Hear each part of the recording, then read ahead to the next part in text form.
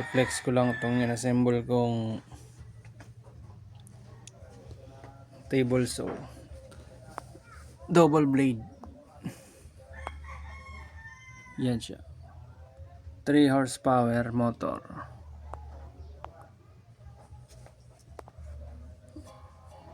Ito po ay 12 inches. Ito naman kabila ay 7/1/4.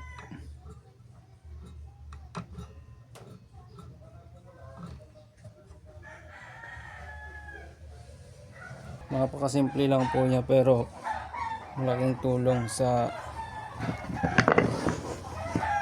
aking mga projects.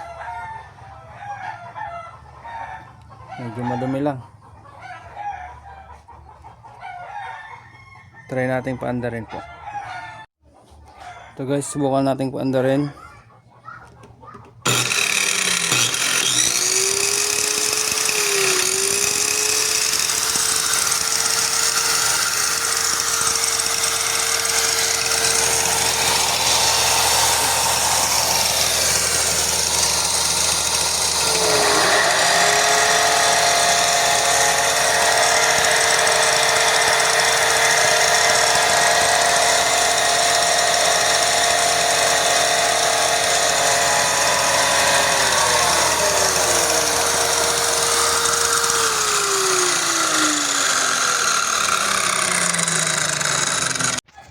Ginawa ko to guys kasi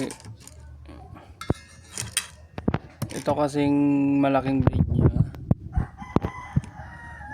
ganyan lang siya, halos 9 cm lang yung ano, kailangan pa siyang baliktarin. Ang ginawa ko to, yun, hanggang 14.5 cm po yung kaya niyang i-cut. Balak ko ring palitan to ng mas malaki, bali dalawa silang 12 inches para kaya yung 7 inch.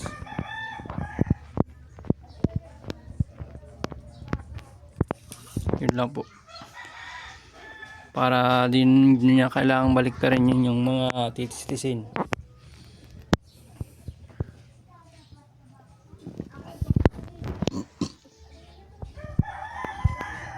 Kasi pag yung mga malalaking blade masyadong mabibrate,